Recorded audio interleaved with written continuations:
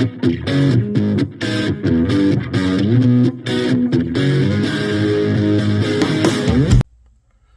good, YouTube? It's your boy Meh of Pig and Meh here, and today I went to locals and decided to play something different than what I've been playing the past few weeks, and I managed to get top 4 with it. As you can see before you, it is Exosisters.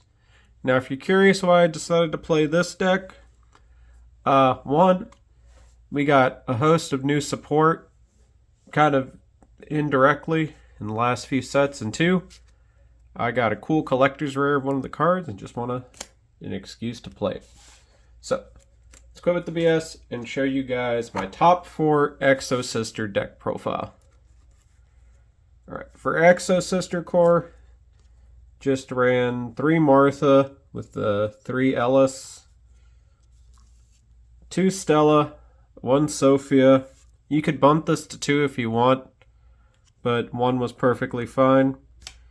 And 1 copy of Irene. Some people don't opt to play her, but I just wanted the extra name for the trap card. And of course you're running triple packs, 2 Returnia, and 1 Vadis. This is your entire Exosister lineup. Oops, sorry about that. And yeah, it's pretty solid all around. Every card does what it needs to do. Returnia is a fantastic card for the whole archetype. The only issue is you have to basically only have Exosisters in order to do that. So if they ever kaiju you, you're fucked. Because unfortunately this deck just kind of ends its first turn on a single monster. But that's whatever. Now the first bit of incidental support, and the other reason I was so happy about this deck, because if you know this channel, you're an OG if you remember, I love spirits. So of course, any excuse to use my homie Aratama to search the new homie Sakitama. You best goddamn believe I was going to do it. Sakitama is a really awesome card because it basically gives you an extender that doesn't special summon, so it doesn't conflict with Martha. So basically you have Sakitama here to just give you an extra body in case they hand trap like your Stella or something. And then Aratama is just here to search it. But you don't necessarily need to play Aratama.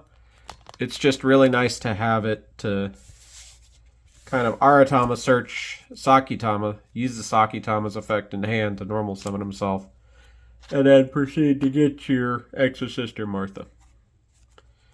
The other card that came out recently that I was super excited about with the deck was actually Maze of Memories, and it's this card right here, Overlay Network. Let me move in so I can show you guys a little bit closer.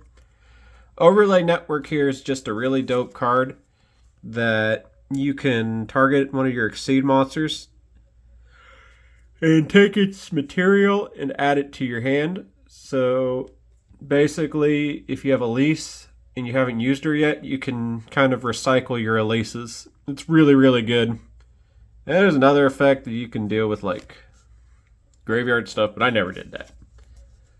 This card's been pretty dope, and I really like it, so I was happy. Alright. Now to round out the rest of the deck and just kind of generic support-wise, I played 2 copies of Triple Tactics Thrust with 2 copies of Triple Tactics Talent. Basically, this deck has a lot of weaknesses, and you want really good cards in order to be able to help with that. And Triple Tactics Talent is a really good card. So let's freely search it. Also, Thrust can set your Exosister trap cards, which is really nice. But it's not too terribly needed. I don't know how to really say it. 1 copy of Stop Droll or Stop Ash Blossom.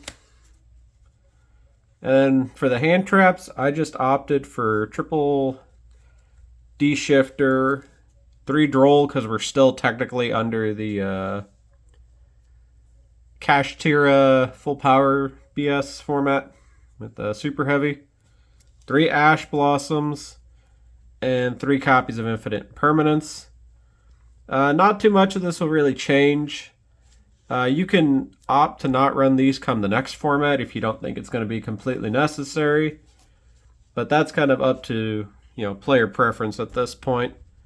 And I just ran it today because, well, we're still in that format and it happened to do a lot of work. So yeah.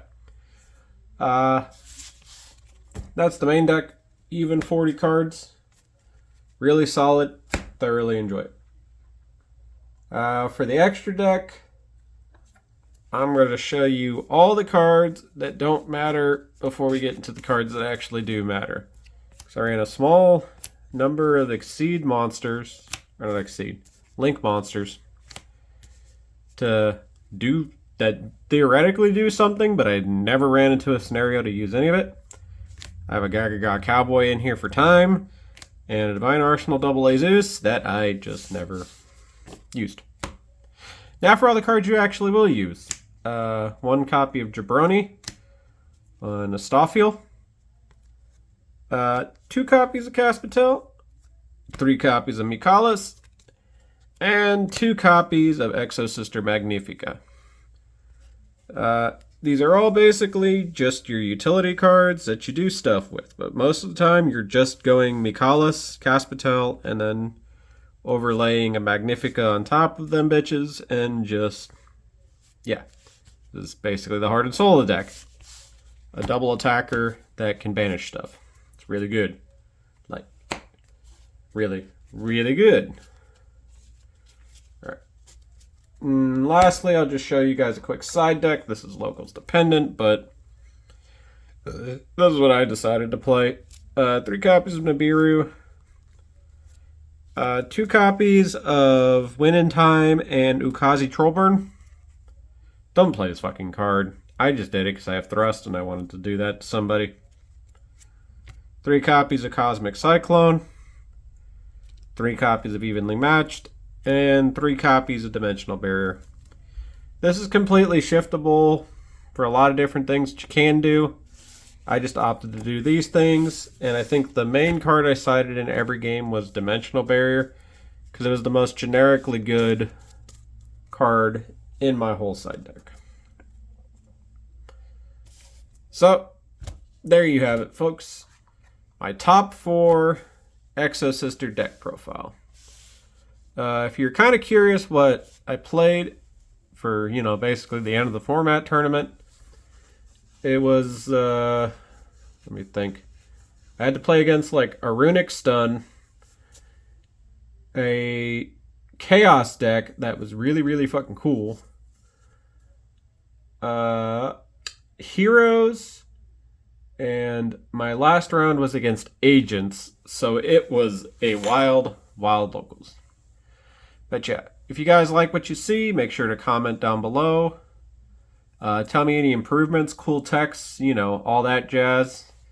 And yeah, this is Meh, Pig and Meh, signing out.